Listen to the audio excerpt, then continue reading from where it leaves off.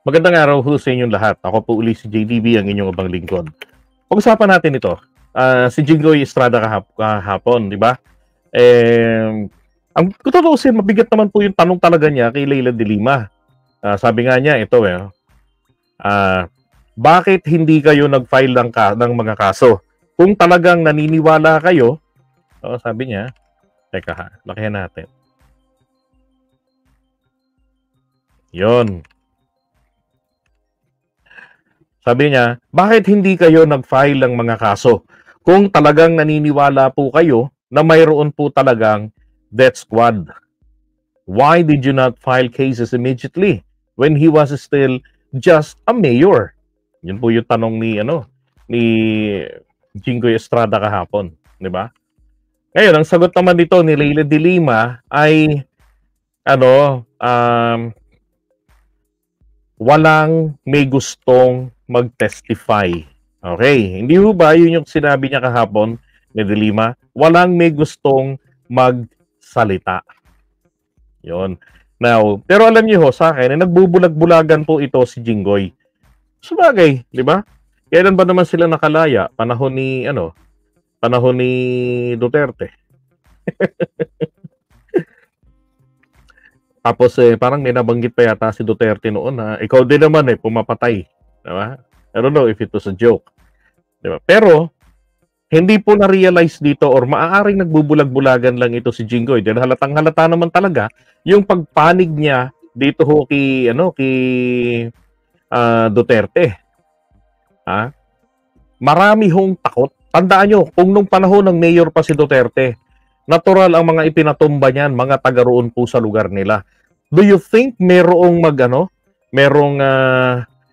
maglalakas ng loob ng mga kaanak nun o yung mga na perwisyo niya na magsasampa ng demanda laban sa kanya ng mga panahon na yon?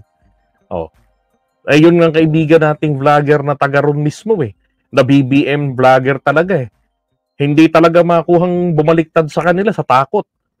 Kaya nag-DDS. Hindi ko nababanggitin kung sino yun. Hindi niya kayang talikuran. Hindi niya kayang kontrahin. Kasi, alam niya kung ano yung mangyayari. So, ganun din po yung sagot doon. Na sanang nabanggit nga ni de Lima, bakit walang mga nagsampa ng kaso noon? Diba? Maging si Mato Bato. Lumabas. Anong petsa? Kailan ba lumabas itong si Mato Bato? Diba? Pero kahit papano, natatakot pa rin yung mga tao na balik-balik. Dahil nga naman sa bagal ng hustisya noon, plus influensya pa niya. Ang kamalasan pa nila, naging presidente pa siya ng Pilipinas. Di lalo na nagka-leche-leche. Diba? Nagka-pilipilipit na nga yung mga batas natin, yung sistema ng batas natin. Isipin nyo yung nangyari na lang doon pangalan yan, yung nasa abroad na bakod kay Mato Bato, may yung police colonel. Nasabi niya nalansag kasi nila yung malaking bodega ng illegal drugs sa Valenzuela. Tapos ang sumunod noon, siya na yung pinatatrabaho kina Espinido. Asierto. Si Colonel Asierto. Hindi ba? Puro colonel noon. Ganun kapag sila yung nabangga mo, tapos magsasampa pa, 'di ba? Magsasampa pa ng reklamo, di ang mga hitman nga raw niya kasi sinasabi nila yung mga NPA daw. 'Di ba? Si Asierto yung tinutukoy ko. Kaya wala akong nagsampa ng kaso noon. Even Jinggoy knew that. Alam niya yan. Kilala nila yan. Tagal, mayor din sila dati ng tatay niya Diba? Nagbubulag-bulagan lang siya. Nakakaawa lang si de Lima kahapon kung paano lang siyang pagtawa-tawanan nito ni Jinggoy Estrada na masyadong ubod ng yabang. Kaya alam niyo sa totoo lang, hindi ako nagsisisi na inopost ko yung pagkandidato ni Jinggoy doon. Hindi ko siya pinopromote nung panahon ng kampanyahan. Kaya lang, syempre, maraming mga bulag na mga kababayan natin, na mga loyalista lalo na basta line up ni Marcos, tatak Marcos. Ay nako. Tingnan niyo nangyari. 'Di ba? Kahit si PBBM kayang traidorin niya ni Jinggoy. Maniwala kayo. Kita niyo yung ginawa niya kahapon. Hustisya na nga yung pinag-uusapan eh. 'Di ba? Para sa mga biktima, pero wala siyang pakialam doon sa mga biktima. Ang care niya lang etong si Duterte. Oh. Ang ino-post ko noon, ang sinasabi niya, taasan yung sweldo ng mga manggagawa. Yun ang pambudol niya, gawing 800 nationwide. Kaya sabi ko, imposible. Pag maging senador ka, hindi ka magkakaroon ng ganong kakayahan. At ako sigurado ako dyan. Pag naging senador siya, kaya yung senador siya, hindi nga niya mabanggit yun. Kasi kahit magpasa siya ng batas, ang buong kongreso, magpasa ng batas na itinataas sa 800 pesos ang sahod ng mga mamamayan, imposible ho yun sa katuparan. Dahil dadaan po yan sa presidente. Ang presidente, didepende yan sa reaksyon ng mga kapitalista. Kung kaya ba nila na ibigay yung ganyang kataas na sahod. O, anong gagawin nila? Same quantity pa rin at quality ng production, tapos magbabawas sila ng tao. Mas ladami pa yung mawawala ng trabaho. 'Di ba? So, hindi magiging maganda ang epekto. Kaya lang, pambudol ngayon, maraming mga Pilipino, issue sahod. Panahon pa ni Duterte, issue na ng mga Pilipino sahod. 'Di ba? Kaya yung mga nagsasabing hirap na hirap, hello. Panahon pa ni Duterte, diyan nga kayo nabudol eh. May Jinggoy eh.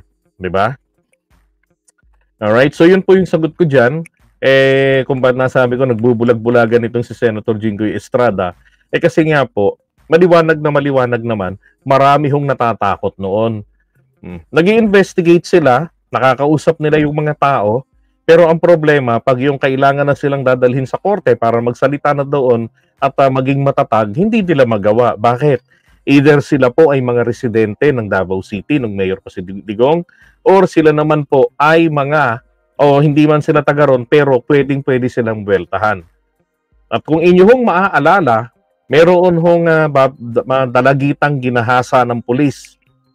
Tapos nung nireklamo niya yung pulis, kasama yung kanyang tiyahin, sa Pangasinan yun nangyari, ano ho nangyari? Pagkatapos mag-file ng kaso sa kapulisan, pag uwi nung magtiyahin, pinagbabaril sila ng riding in tandem. Mabuti na lamang at nahuli yung riding in tandem. And they found out, nakabaro din po nila, pulis din ang tumira. At yun pang tumira, yun pa yung pumatay, yun pa yung nirereklamong gumahasa. Diba? So hindi ho ganun ka-safe. At yun ay nangyari nung panahon ni dating Pangulong Duterte. So yun rin yung pangamba nito. Diba? Yan din ho yung pangamba. Okay? Ng mga biktima. Kaya talagang marapat na ang pagsampa ng kaso ay isinagawa nila doon po sa The Hague. Doon po sa ICC ang kaso. At ako talaga, gusto ko doon talaga ang kaso.